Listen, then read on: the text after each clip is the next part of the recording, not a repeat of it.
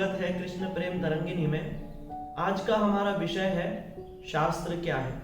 देखिए, सारे जगत में ये बहुत बड़ा प्रश्न है कि शास्त्रों की क्या महिमा है या फिर शास्त्रों की हमारे जीवन में क्या आवश्यकता है।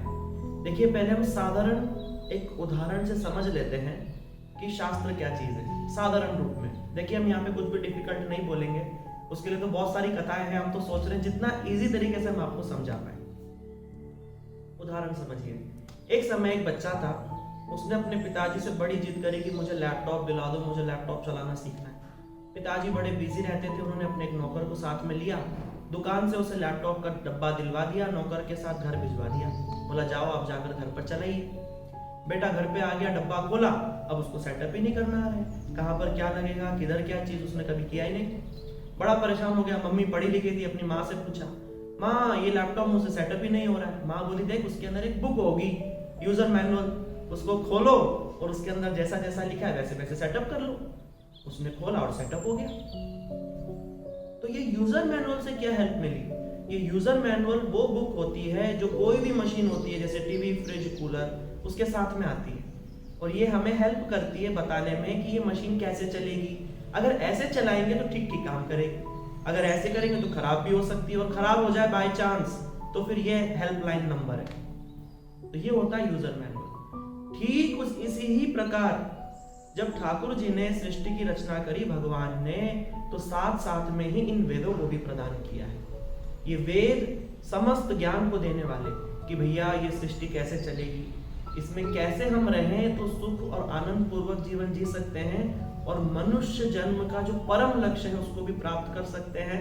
साथ साथ में संसार में रहते हुए भी जो संसार की जो मटेरियल चीजें हैं, जो जड़ चीजें हैं ना, संसार के जो भोग आदि को भी कैसे हम अपने उपयोग में ले सकते हैं, और कैसे सामंजस्य बिठा करके अपने जीवन को जी सकते हैं। ये सब शास्त्रों में ही सारा ज्ञान है। जितनी भी जगत में शिल्प कला, ज्ञान, विज्ञान, कला, जितना भी सब हम देख रहे हैं सब वेदों से ही आया है। गीत, संगीत सब सामवेद से। आपको सोच करके इतनी हैरानी होगी कि भारतीय कल्चर इतना रिच रहा है, लेकिन दुर्भाग्य यह है कि हम उससे बहुत दूर हो गए।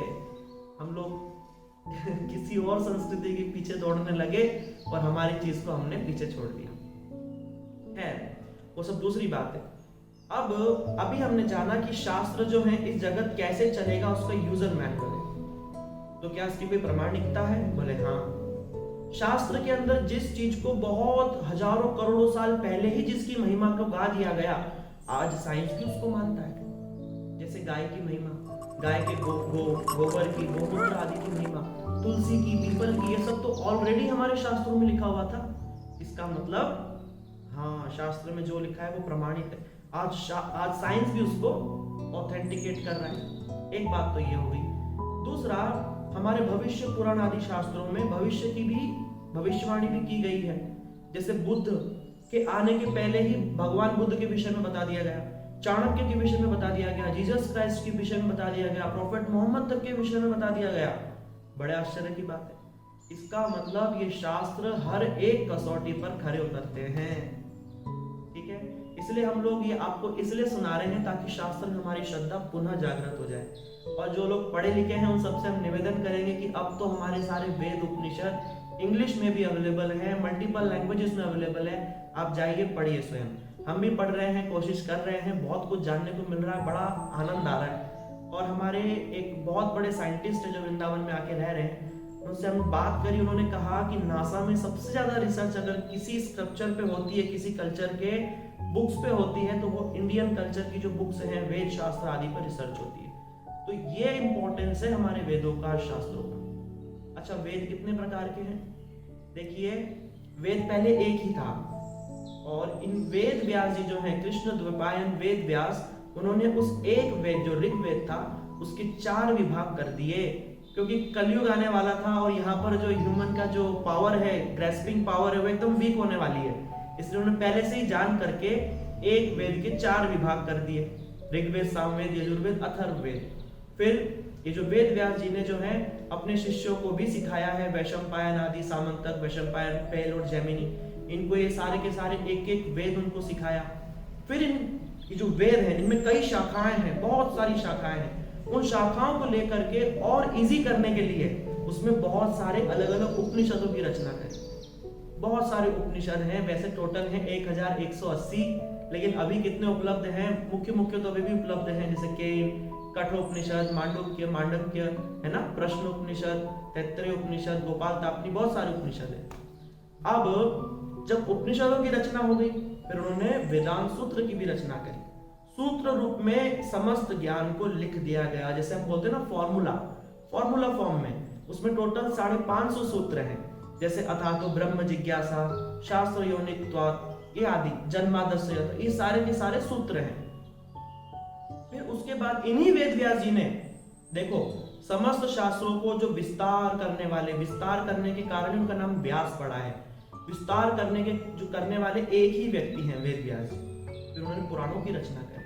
ये पुराण क्या करते हैं? वेदों के, शास्त्रों के अर्थ को पूर्ण करते हैं, इसलिए उनको कहते हैं पुराण। ठीक है। अब पुराण तो आप बहुत सारे जानते ही हैं, शिव पुराण है, अग्नि पुराण है, श्रीमद् भागवत महापुराण है, नरसिंह पुराण, वराह पुराण, पद्म पुराण, स्कंद पुराण आदि बहुत सारे पुराण हैं। टोटल 18 पुराण है और बहुत सारे उप पुराण भी हैं। ठीक है।